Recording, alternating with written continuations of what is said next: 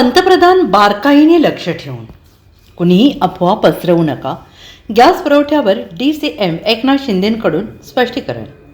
America, Israel आणि Iran यांच्यामधील युद्धाचे थेट परिणाम आता भारतात जाणवू लागले आहेत. सर्वसामान्य नागरिकांच्या जीवनावर त्याचा थेट परिणाम जाणवू लागला असून गॅस वितरण प्रणालीला मोठा फटका बसल्याचं दिसून येते.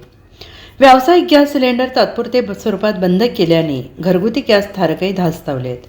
त्यातच घरगुती गॅस सिलेंडर आता 45 दिवसांनी मिळणार असा आदेश निघाल्याने गॅस ग्राहकांनी पॅनिक होऊन गॅस एजन्सीसमोर गर्दी करायला सुरुवात केली.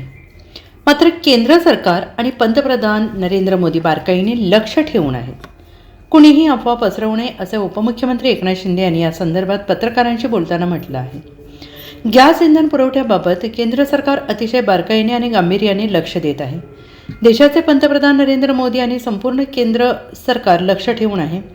गॅसचा तुटवडा होणार नाही याची काळजी घेतली जात आहे असं म्हणत उपमुख्यमंत्री एकनाथ शिंदे यांनी गॅस पुरवठा आणि तुटवड्यासंदर्भात भूमिका मांडली.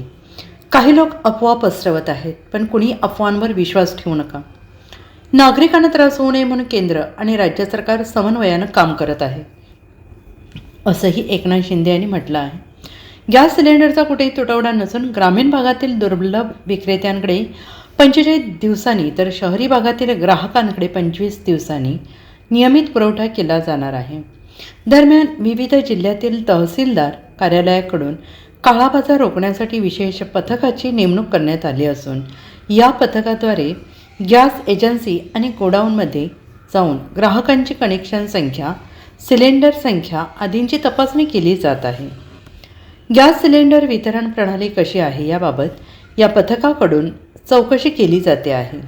दरम्यान व्यावसायिक गॅस सिलेंडर वितरण सध्या बंद असून घरगुती गॅस सिलेंडरचा पुरवठा सुरळीत सुरू आहे.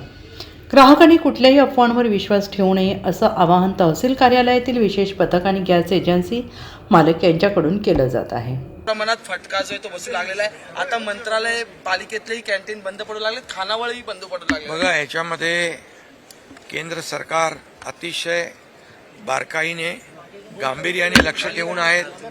आदरणीय देशाचे प्रधानमंत्री आणि सर्वजण केंद्र सरकार पूर्णपणे यावर बारकाईने गांभीर्याने लक्ष ठेवून आहे. तुटवडा होणार नाही याची काळजी घेत आहेत, पण काही लोक अफवा पसरवत आहेत. अफवांवर विश्वास ठेवू नका.